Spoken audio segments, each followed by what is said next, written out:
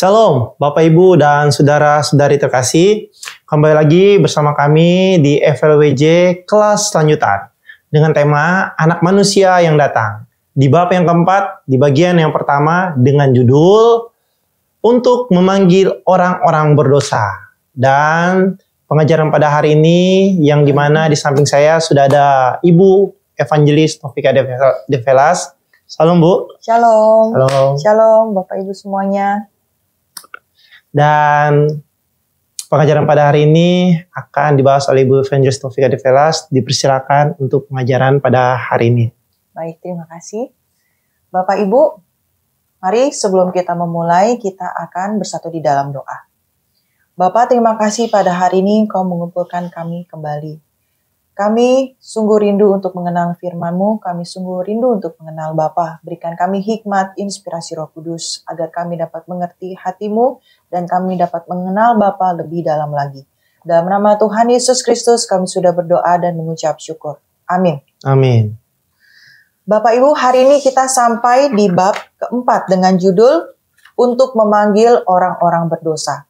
Anak manusia datang untuk memanggil orang-orang berdosa. Bapak Ibu, tidak ada orang berdosa di sorga. Mungkin ada orang yang berpikir, oh ini Allah mungkin ada suatu pemikiran yang nggak biasa ya. Tuhan kok memanggil orang berdosa? Memang di sorga itu kekurangan orang berdosa ya, gitu. Atau mungkin tidak ada yang melakukan dosa apa ya di sorga sampai Tuhan panggil. Orang berdosa itu jangan dianggap istimewa ya. Orang berdosa adalah seseorang yang melakukan pelanggaran. Dosa dan orang berdosa dua hal yang berbeda. Dosa itu adalah suatu pelanggaran dan orang berdosa adalah seorang pelanggar. Seseorang yang sudah melanggar suatu hukum ketetapan Allah. Suatu hukum ketetapan Allah. Jadi orang berdosa sama sekali bukan orang yang istimewa. Tetapi Allah karena kasih-Nya yang begitu besar, maka Ia memanggil orang berdosa. Karena Allah tahu orang berdosa akan memiliki hari akhir dari hidupnya yang berakhir pada kutukan hukuman neraka. Maka Allah memberikan anak yang tunggal. Anak yang tunggal memberikan dirinya, tubuhnya, darahnya. Bagi setiap manusia yang percaya di dalam namanya, beroleh keselamatan janji hidup kekal. Demikian Bapak Ibu. Dan Allah datang untuk memanggil, bukan menghakimi. Dan bahkan manusia sendiri tidak mempunyai kualifikasi untuk dapat menjawab panggilan Allah. Sebagian memiliki kualifikasi persyaratan yang terpenuhi untuk dapat menjawab panggilan Allah. Tetapi kita manusia hanya dapat dengan tak berdaya, hanya dapat menjawab panggilan Allah dengan gemetar dan takut. Demikianlah kita datang kepada Allah. Kalau dipikir-pikir, manusia nggak ada powernya sama sekali ya. Manusia powerless. Ya, betul. Kita hanya debu tanah. Apalah kita ini? Kita hanya debu tanah, Bapak Ibu. Seberapa hebatnya kita di dalam dunia? Seberapa karyamu di dalam dunia? Mungkin kau seorang penemu, sebagai mungkin pencipta lagu, seseorang yang begitu berjasa di dalam keluarga, di dalam perusahaan.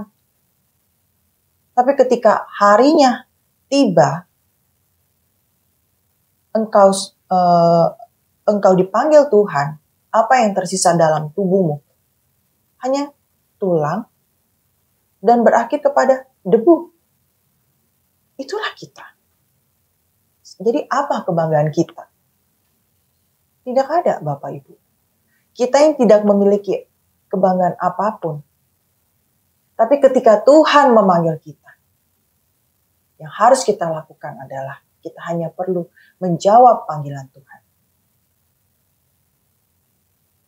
Bapak Ibu, orang Saduki adalah seorang yang memiliki paradigma bahwa hidup di dalam dunia ini harus berbuat baik.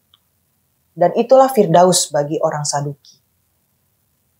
Orang Saduki adalah seorang yang memiliki orang yang berjalan dengan jubah yang panjang dan kemudian di sakunya bolong. Dia memiliki banyak uang, waktu dia taruh uangnya di jubahnya banyak uang jatuh. Lalu kemudian ketika waktu dia berjalan dan uangnya terjatuh, banyak orang-orang miskin, orang-orang lumpuh, orang yang tidak mampu melihat uang lalu memungutnya. Lalu ketika dia memanggil, "Papa, uangnya jatuh." Apa yang orang Saduki katakan? "Wah, uang itu sudah di tanganmu, ambillah." Keren sekali ya. Begitu angkuhnya dia katakan, "Wah, uang itu sudah di tanganmu, ambillah." Maka ia begitu dihargai di kalangan manusia. Begitu memuja orang Saduki. Tapi apakah ia berkenan di hadapan Tuhan? Ia tidak merasa sebagai orang berdosa. Bapak Ibu, dunia ini, apakah engkau berbuat dosa serius? Apakah engkau berbuat dosa sedikit? Seperti permukaan air laut yang sejajar sama. Demikianlah semua manusia. Roma 3 ayat 10. Coba kita baca. Roma 3 ayat 10.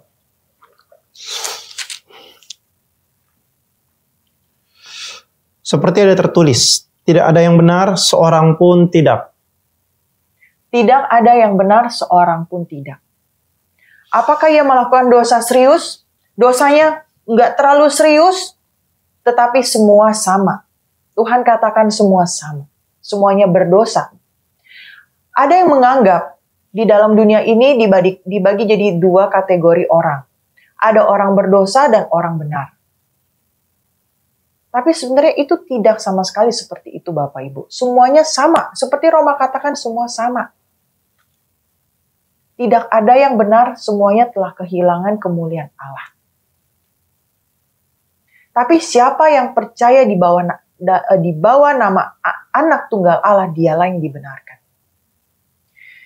Bapak Ibu, kata orang benar dalam bahasa Yunani dari orang benar adalah dikaios. Coba kita baca dalam Matius 1 ayat 19. Karena Yusuf suaminya seorang yang tulus hati dan tidak mau mencemarkan nama istrinya di muka umum, ia bermaksud menceraikannya dengan diam-diam. Nah, di sini Yusuf ini adalah dikatakan Alkitab seorang yang tulus hati. Tulus hati. Tulus hati dalam bahasa Yunani, bahasa asli. Alkitab memiliki bahasa asli dari bahasa Yunani. Tulus hati di sini dikatakan dikaios. Orang yang benar adalah orang yang memiliki ketulusan. Orang yang tulus hati. Kemudian kita lihat lagi. Dalam Roma 8 ayat 30.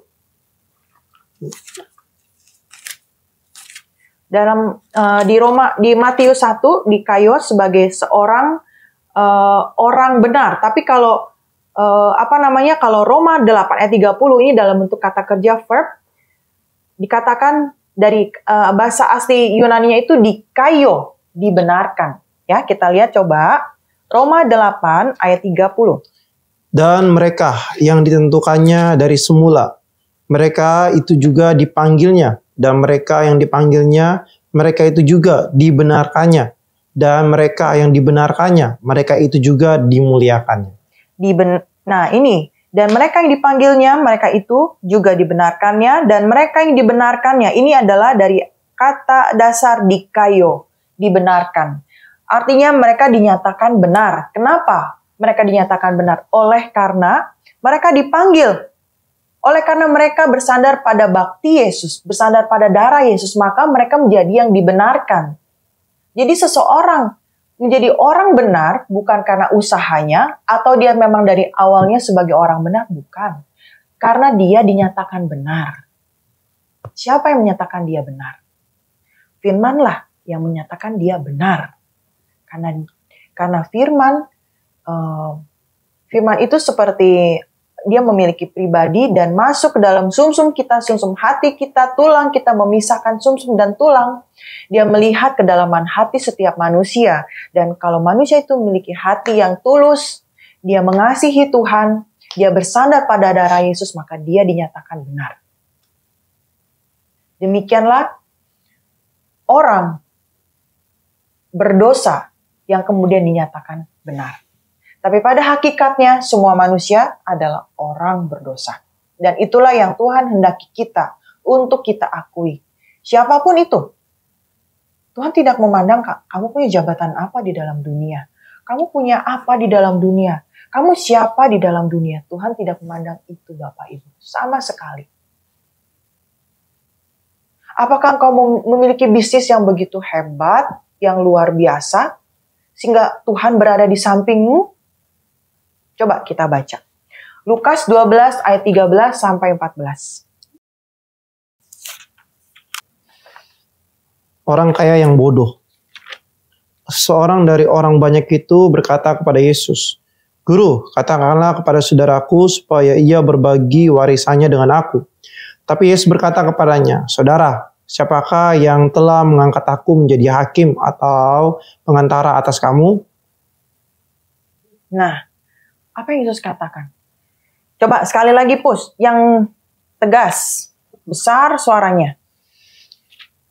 Seorang dari orang banyak itu berkata kepada Yesus, "Guru, katakanlah kepada saudaraku supaya ia berbagi warisan dengan aku." Tetapi Yesus berkata kepadanya, "Saudara, siapakah yang telah mengangkat aku menjadi hakim atau pengantara atas kamu?"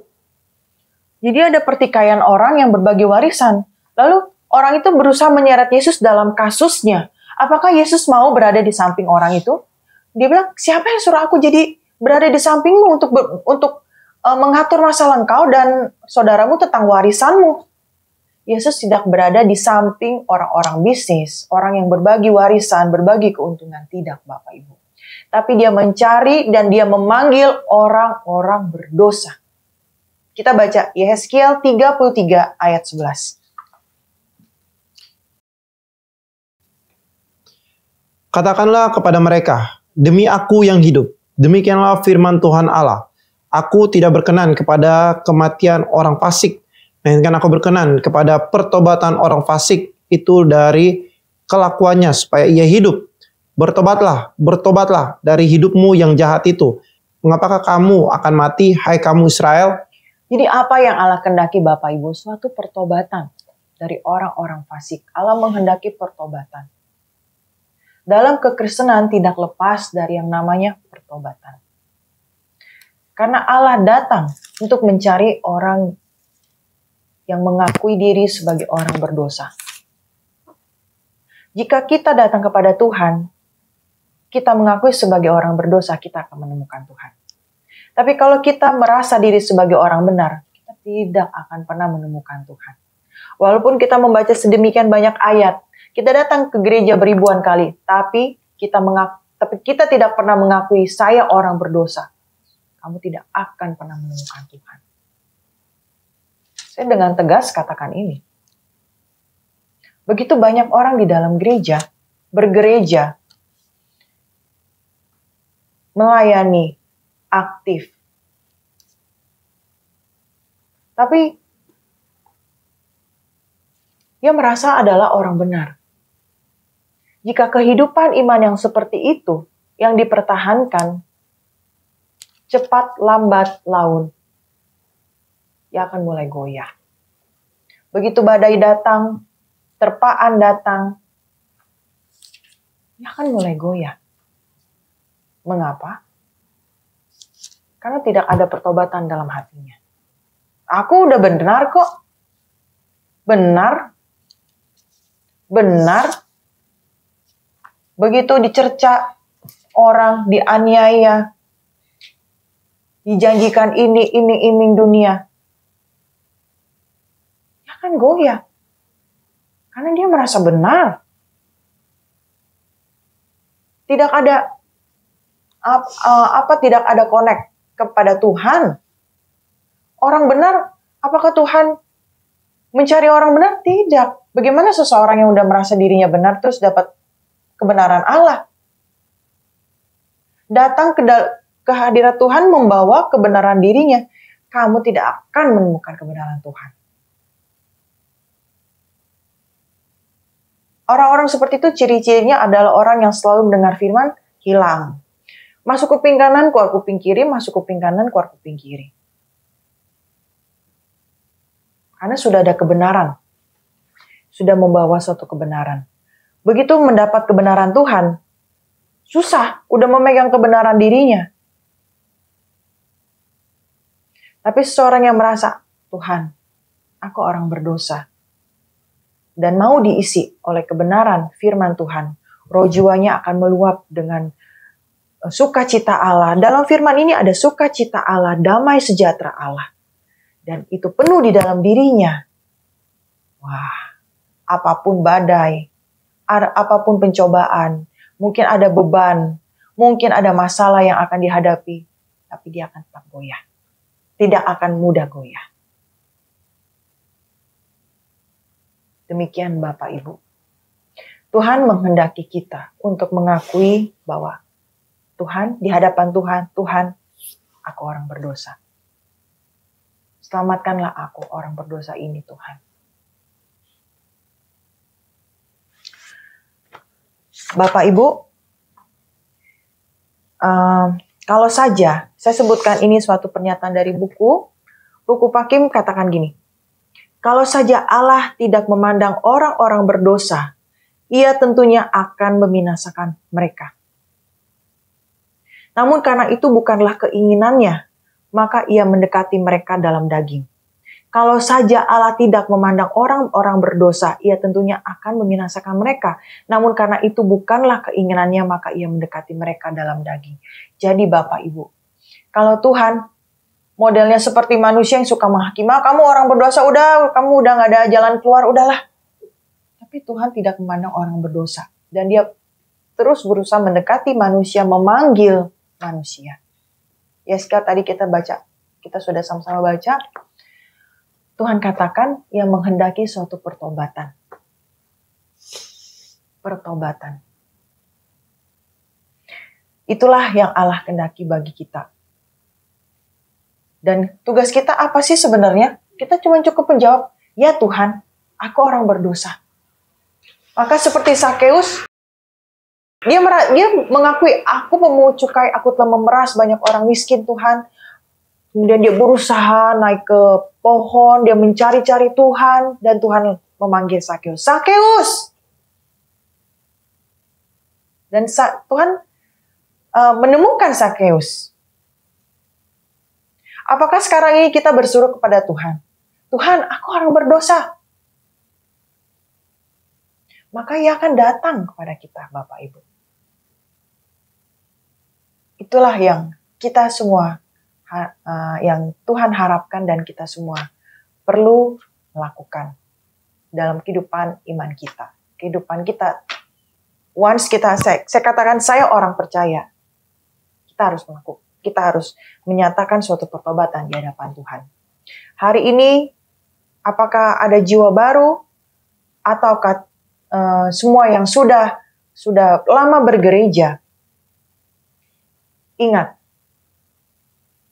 kita bukan dibenarkan karena kuat gagah kita. Atau kita berkata, aku memang bibit bebet bobotnya bagus. Aku sekeluarga gak ada, penjahat kriminal gak ada. Didikan orang tua aku bagus. Hei, Roma 3 ayat katakan tidak ada seorang pun yang benar. Semua telah kehilangan kemuliaan Allah. Bahkan orang tidak percaya pun yang bersifat jujur tidak mendapat keselamatan. Jika ia tidak mengakui sebagai orang berdosa. Kenapa?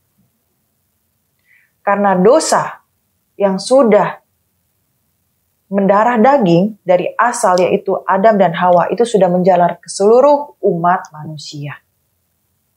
Maka ini hal yang penting sekali setiap orang percaya harus tahu. Ada dosa asal yang kita semua miliki, yaitu dosa Adam. Dan itu hanya dapat dilepaskan ketika kita memberi diri kita dibaptis di dalam nama Yesus. Maka dosa asal itu finish. Tapi kemudian setelah kita dibaptis, apa terus kita lupa jati diri kita sebagai orang berdosa? Oh, tidak. kita jangan lupa, seumur hidup kita tersungkur di bawah kaki Tuhan. Kita setiap hari Tuhan, kita datang berlutut di hadapan Tuhan. Kita dengan gemetar dan takut, kita datang kepada Tuhan. Sepanjang seminggu, mungkin ada dosa pikiran, perkataan, perbuatan yang kita lakukan. Dan kita datang bukan membawa kebenaran kita, tapi kita bersandar pada darah Yesus. Dan kebenaran firman saja, maka kita berani masuk dalam hadirat Tuhan. Demikian Bapak Ibu.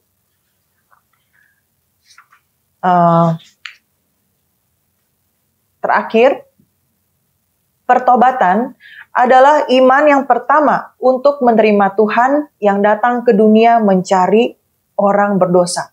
Iman yang pertama untuk menerima Tuhan adalah pertobatan. Itu iman yang pertama. Pertobatan.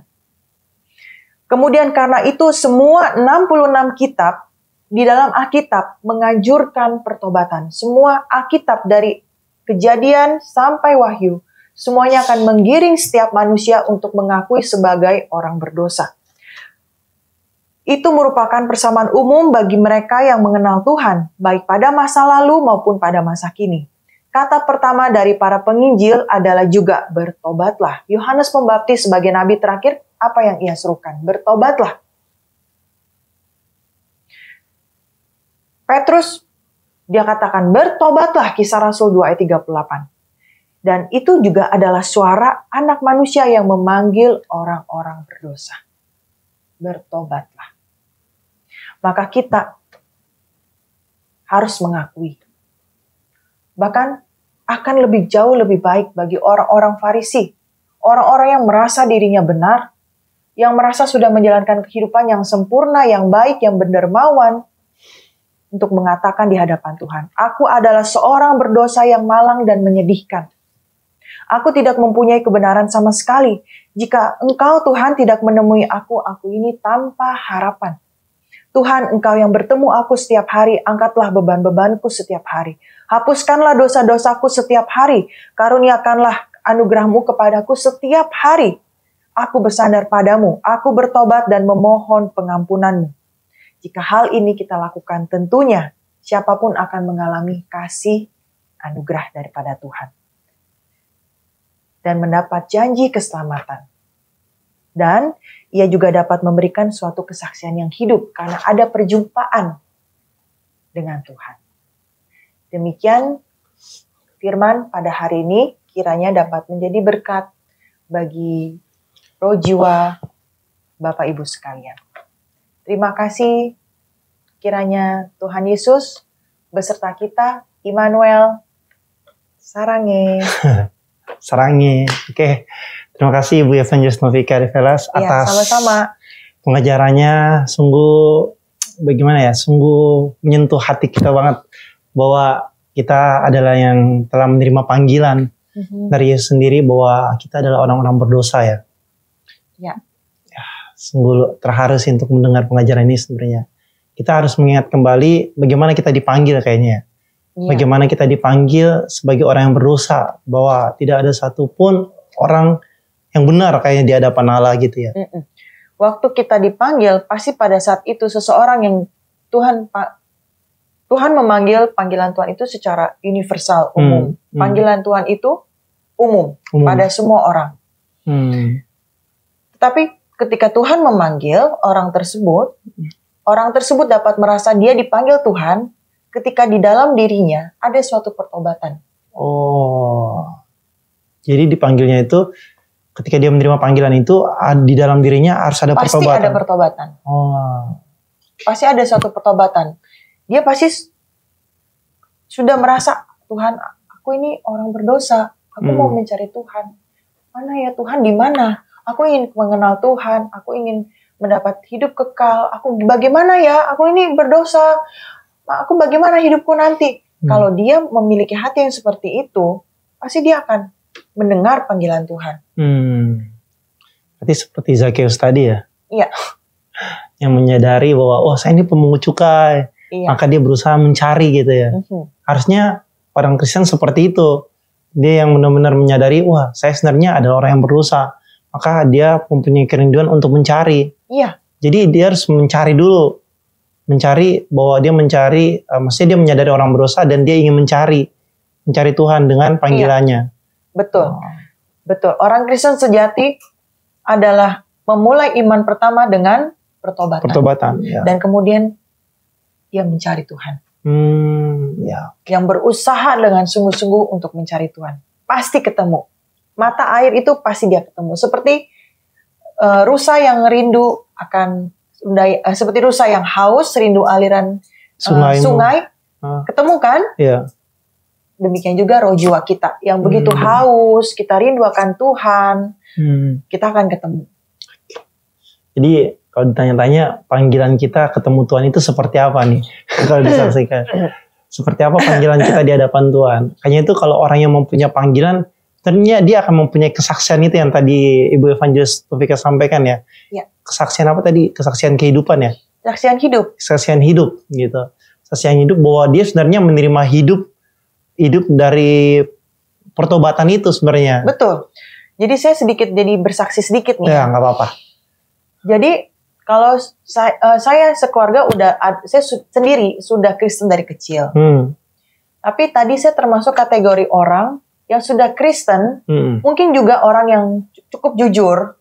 Saya nggak suka berbohong gitu ya. Ngomongnya juga saya selalu apa adanya. Tapi nggak kenal Tuhan sebenarnya juga. Walaupun dari Kristen sudah menjadi Kristen, sudah melayani juga. Tetapi ketika pulang dari pelayanan, pulang dari gereja, udah dari pagi kan, waktu itu kita gereja sampai ke Jakarta. Dari Jakarta kita gereja lagi ke Tangerang, 2 kali gereja. Di Tangerang melayani, waktu itu saya udah melayani di sekolah minggu, ngajar anak-anak sekolah minggu. Pelayanan tamborin waktu masih muda, terus worship leader, singer juga. Aktif di youth, ada kegiatan drama juga ikut, semua diikuti. Karena ada memang sudah ada kerinduan dan suka melayani. Tapi ketika pulang, kayaknya rasa hampa. Udah capek dari pagi sampai sore, sampai rumah blank. Kayaknya hampa sekali. Udah di sela-sela rasa hampa itu, ada sedikit tergelitik rasa malu. Malu kenapa? Saya sebenarnya nggak kenal Tuhan. Saya nggak kenal tentang Yesus sebenarnya. Walaupun membaca Alkitab, aku nggak paham ya. Apa sih ya maksudnya ya? Tapi aku jalanin aja lah kehidupan aku sebagai seorang Kristen. Aku nggak paham. Mungkin saat itu kalau disuruh jelasin, coba jelasin tentang Yesus 5 menit. Siapa sih Yesus itu? Mungkin aku cuman bisa jelaskan Yesus itu sebagai seorang anak Yusuf, anak Maria, kemudian keturunan Raja Daud, kemudian apa lagi? Pernah bekerja sebagai gembala. Selebihnya mungkin yang aku ceritakan adalah tokoh-tokoh Alkitab. Tapi kalau tentang Yesus, aku sebenarnya nggak gitu tahu persisnya. Hati Yesus, perintahnya dan sebagainya. Pokoknya aku percaya Yesus, aku jalanin aja. Nggak berbohong, nggak membunuh, nggak mencuri. Seperti itu aja. Tapi mengenal Tuhan, aku nggak paham. Tapi kerinduan begitu dalam. Dan setiap kali berbuat dosa pun kadang-kadang melakukan dosa, aku selalu merasa, Tuhan aku nih orang berdosa, nanti kalau Tuhan panggil aku masuk surga nggak ya? Aku masuk surga apa neraka ya? Aku ada rasa takut. Rasa malu. Nah pada saat itu aku rasa, Tuhan aku ingin menemukan Engkau gitu. Aku mau menemukan Engkau. Rasanya aku seperti Zakeus ini. Dan akhirnya ketemulah dengan pengajaran Berea yang menyerukan untuk kembali ke Alkitab. Nah, dari sini aku sungguh-sungguh sukacita, mengikuti dengan sungguh-sungguh, dan sejak itulah kehidupan imanku sebagai orang percaya baru dimulai. Sampai detik ini, aku tidak pernah goyah lagi. Karena aku sudah mendapatkan pengenalan firman Tuhan, aku sekarang sudah paham. Dan bukan berarti aku puas ya. Kita semua kan harus terus bertumbuh, nggak ada kata puas untuk belajar. Sampai detik ini masih belajar. Dan sekarang pun dalam pengajaran kelas lanjutan ini kita juga belajar. Kita sama-sama belajar bersama. Demikian. Ya, terima kasih Evangelis atas kesaksian yang sedikit. Dimana kita pasti mempunyai kesaksian kehidupan kita untuk menerima kehidupan itu melalui pertobatan ya. Mungkin kadang-kadang selama ini kita menjadi orang Kristen itu yang seperti apa? Hanya sekedar ikut orang tua atau sekedar ikut-ikutan, hanya sekedar saya percaya, tapi dia tidak melalui pertobatan. Iya. Itu dia masalahnya. Iya. Jangan sampai seperti itu ya. Iya. Cuman karena ikut-ikutan, ini saya pengen sama dia nih, pengen menjalin hubungan serius ke pernikahan, tapi dia Kristen, udah saya ikut-ikutan deh. Atau juga atau sebaliknya, saya seorang Kristen, tapi bagaimana lagi? Udah nggak ada lagi pasangan lagi, paling cocok cuman adanya dia, tapi dia nggak percaya Tuhan, ya udahlah bertahan aja. Saya juga coba menyesuaikan lah sama dia. Tuhan tahulah saya tetap percaya Tuhan. Nah, ini ada yang seperti itu kan ya. Ya kita harus memiliki iman yang teguh bagai batu karang. Apapun dalam kehidupan kita jangan sampai menggoyahkan iman kita.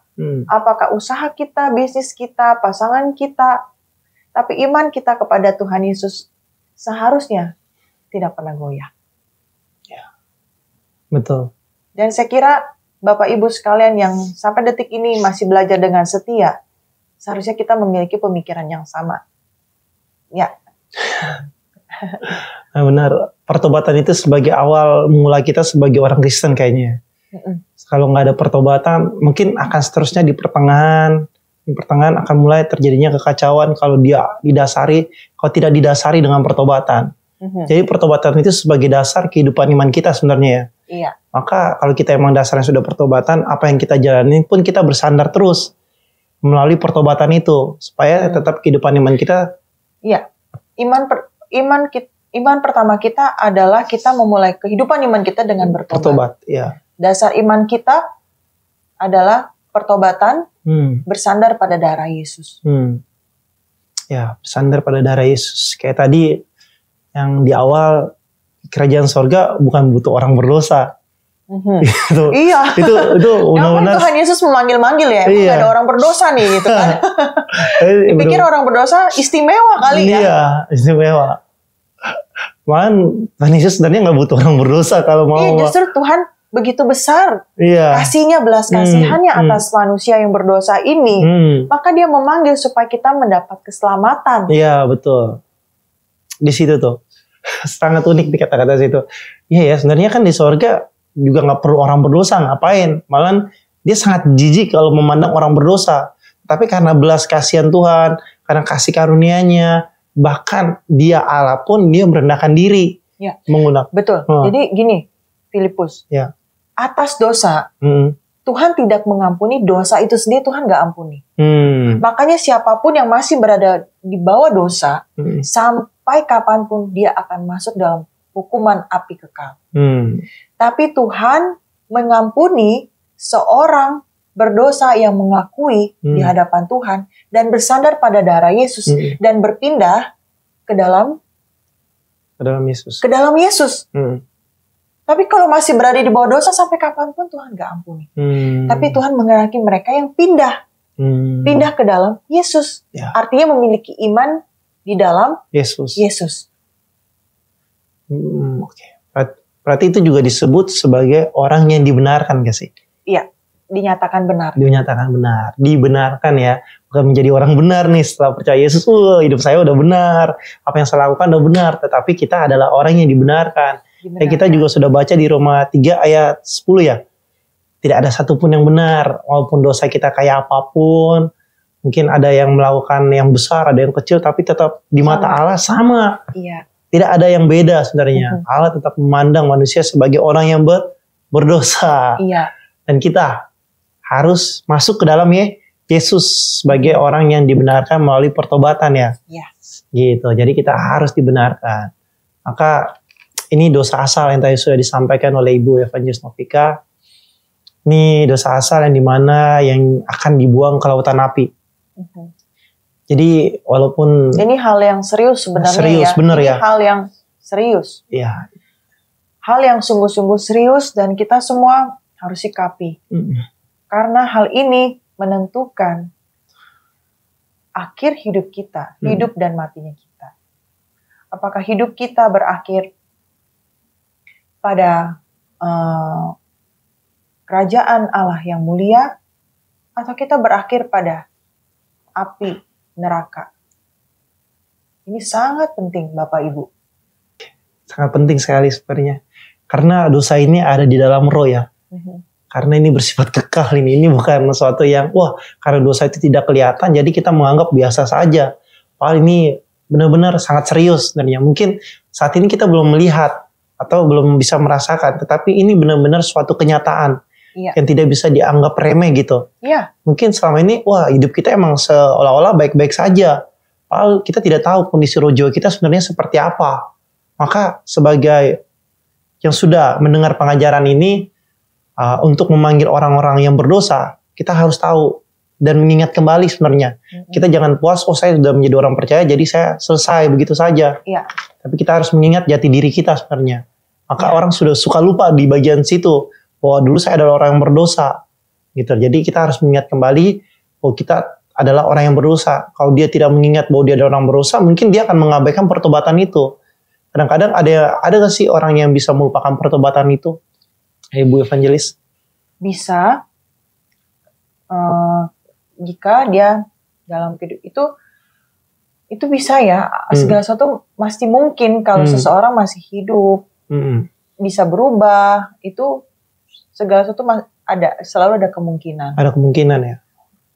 Maka tadi saya sudah jelaskan, kita harus ingat jati diri kita orang berdosa. Jadi seumur hidup kita selalu rendah hati di hadapan Tuhan. Kita selalu bersandar pada darah Yesus. Jadi apa ya, nggak ada istilahnya kita jadi sombong rohani gitu. Nggak ada deh. Kita selalu ingat Tuhan, tanpa Engkau, tanpa bakti darah Yesus di kayu salib, aku orang berdosa ini, aku harus masuk dalam hukuman kekal. Tapi karena bakti Yesus di kayu salib, maka aku beroleh keselamatan. Hanya itu saja yang membuat kita sekarang ini bisa sukacita. Kita menjalani hidup penuh pengharapan. Mengapa? Karena ada janji keselamatan. Gitu. Kalau itu kita selalu ingat, oh nggak ada yang bikin kita jadi goyah. Apapun yang terjadi kita nggak akan goyah. Kita udah pegang Tuhan kok dengan kuat-kuat. Nggak ada lagi yang bikin kita goyah. Siapapun itu nggak ada lagi yang bikin kita goyah atau menggiurkan kita, nggak ada. Apalagi yang lebih menggiurkan kalau daripada pengharapan kita akan sorga yang mulia, kita bertemu dengan Tuhan. Apalagi yang lebih mulia dari hal itu semua? Ada nggak yang lebih berharga? Kan nggak ada. Betul. Iya, saya dibilang jangan menjadi orang Saduki yang membolongi kantongnya seolah dia orang yang rendah hati. Ada yang seperti itu. Orang Saduki, mungkin dalam dunia sekarang ini ada orang-orang Saduki modern ya, yang merasa Firdaus itu di dunia ini, jadi cukup berbuat baik di dunia ini. Memang ada banyak kan kita dengar ya, dermawan ke panti asuhan, uluran tangan kepada korban bencana alam, janda, fakir, miskin, semua dia tolong. Ketika mereka tanya, ini uangmu? Dengan angkuhnya orang Saduki kan bilang, oh kau sudah mengambilnya, ambillah buatmu. Wah langsung semua orang pada memuja-muja, menghormati, menghargai dia karena usahanya. Nah itu adalah orang tidak menghendaki kita menjadi orang Saduki modern yang seperti itu, yang kelihatannya baik tapi sebenarnya sombong dan angkuh. Jadi kebaikan itu seperti Tuhan di dalam hidupnya. Membalutkan dirinya dengan kata kebaikan begitu. Tapi kebaikan bukanlah Tuhan. Yang memberikan kita jalan kebenaran bukan kata kebaikan. Bukan itu. Kalau kita mengenal Tuhan, otomatis kita percaya Tuhan, otomatis buah-buah itu ada. Kebaikan adalah sebagai buah terang setelah kita menerima Tuhan. Tapi bukan terus kebaikan yang nomor satu. Tanpa Tuhan yang penting saya baik. Nah itu bedanya itu. Paham nggak di sini pun? Kebaikan tanpa Tuhan. Bukan yang penting kebaikan. Nggak kenal Tuhan nggak apa-apa. Baik yang penting. Salah juga itu. Salah itu. Iya, betul. Seperti orang Saduki ini. Kebaikan itu sepertinya Tuhan janji keselamatan itu pokoknya baik. Tapi kita bukan seperti itu. Kita bertobat, kita bersandar darah Yesus, kita mencari Tuhan, kita menjawab panggilan Tuhan. Kemudian setelah itu buah dari terang adalah kebaikan yang muncul. Buah dari terang, kebaikan yang muncul. Oke. Bukan dia hanya kebaikan terus mengabaikan Tuhan gitu. Bukan. Kebaikan sebagai buahnya. Bukan nomor satunya di atas. Atas kita Tuhan. Tapi buahnya kita kebaikan. Iya. Oke. Itu dia. Jadi jangan seperti orang Saduki yang mengabaikan. Jadi hanya mementingkan kebaikan saja gitu. Tapi benar-benar kita harus tahu kebaikan itu muncul dari terang. Sebagai buah. Sebagai buah. Terang. Kebaikan sebagai buah terang. Sebagai buah terang. Efesus katakan kebaikan itu sebagai buah terang. Ya, itu khotbah hari Tuhan yang luar biasa juga. Dan mungkin terima kasih juga atas pengajaran ini, Ibu Evangelis. Kita belajar bersama. Ya, belajar bersama. Seperti tadi juga saya yang bagus tuh Yeskiel 30 ayat 11 ya. Iya. Saya pengen membacakan, boleh Ibu Evangelis? Boleh. Silahkan. Sebagai ayat yang terakhir dan penutup kita jadinya. Itu sangat bagus sebenarnya. Katakanlah kepada mereka, demi aku yang hidup, demikianlah firman Tuhan Allah, aku tidak berkenan kepada kematian orang fasik, melainkan aku berkenan kepada pertobatan orang fasik. Itu dari kelakuannya supaya ia hidup. Bertobatlah dari hidupmu yang jahat itu. Mengapakah kamu akan mati, hai kaum Israel? Oke. Ya, itu penutup dari pengajaran kita dan ayatnya ini. Terima kasih yang telah mendengarkan pengajaran pada hari ini, dan terima kasih juga Ibu Evangelis Novika de Velas yang telah menyampaikan firman dan pengajaran. Ya, Bapak Ibu, jika Bapak Ibu memiliki pertanyaan di pengajaran pada hari ini, Bapak Ibu bisa menghubungi nomor di deskripsi video YouTube ini. Dan akhir kata, salam Berea. Mari kembali kepada firman yang tertulis. Sarange.